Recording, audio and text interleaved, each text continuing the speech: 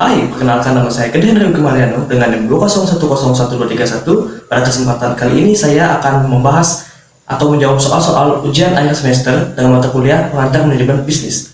Nah, langsung saja soal nomor 1.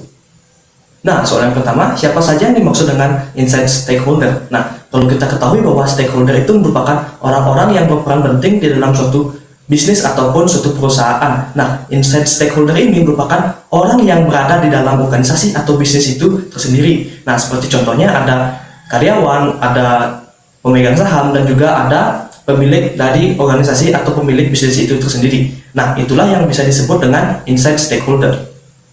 Nah, soal yang nomor kedua yaitu sebutkan tujuan jangka panjang dalam berbisnis, yang dimana suatu perusahaan pasti akan menginginkan laba yang sebesar-besarnya. Nah, itulah tujuan pertama yaitu profit. Setiap perusahaan pasti kedepannya atau jangka panjangnya ingin mendapatkan laba yang sebesar-besarnya. Nah, yang kedua yaitu ada pengembangan dari karyawan. Nah, yang dimana dalam jangka panjang pasti perusahaan akan berpikir untuk meningkatkan kualitas dari karyawannya. Nah, karena semakin meningkatnya suatu kualitas pelayanan atau SDM-nya, nah maka semakin baik juga isi dari perusahaan tersebut. Nah, yang ketiga yaitu tujuan jangka panjangnya itu untuk memperbaiki atau meningkatkan dari bisnis itu tersendiri, yang dimana dalam jangka panjang pasti diperlukannya peningkatan atau improve dari suatu perusahaan, yang dimana itu akan memenuhi juga tujuan jangka panjang yang pertama yaitu profit. Karena semakin baik kualitas suatu perusahaan, maka laba yang didapatkan juga semakin banyak. Nah, yang terakhir ada relasi ke masyarakat. Ini juga diperlukan karena dalam jangka panjang suatu perusahaan pasti akan memberikan impact atau dampak ke masyarakat.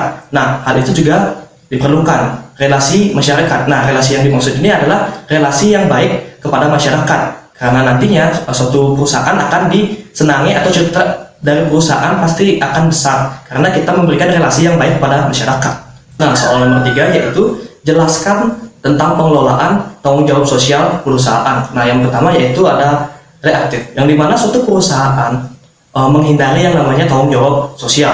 Nah, yang kedua ada defensif, yang dimana suatu perusahaan menggunakan jalur ilegal atau jalur hukum untuk menghindari yang namanya tanggung jawab sosial.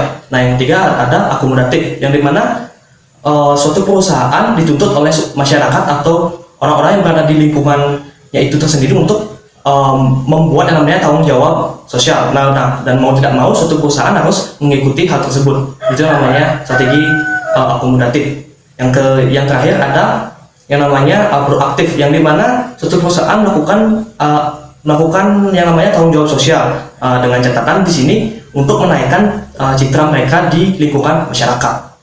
Nah, soal nomor 4 yaitu jelaskan apa yang kalian ketahui tentang keputusan terprogram. Nah, keputusan terprogram merupakan suatu pengambilan keputusan yang sudah ditetapkan atau dilakukan berulang kali, yang dimana ini memiliki suatu struktur yang jelas, yang dimana ini dapat digunakan untuk memecahkan suatu masalah yang berada di suatu organisasi. Nah, karena juga strukturnya jelas dan juga informasinya jelas, maka pengambilan keputusan terprogram ini jauh lebih efisien daripada yang tidak.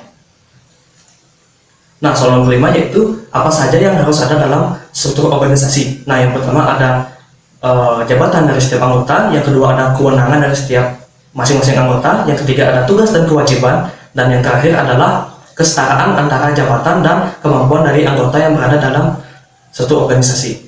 Nah, soal nomor 6 yang terakhir yaitu sebutkan syarat pemberian motivasi yang efektif, yang dimana yang pertama yaitu tidak berlebihan, yang dimana dalam memberikan motivasi kita harus tahu batasan kita untuk memberi suatu achievement atau penghargaan. Seperti contohnya apabila ada bawahan yang sudah menyelesaikan pekerjaan, dan misalnya saya sebagai atasan ingin memberikan achievement kepada dia dan saya harus memberikannya.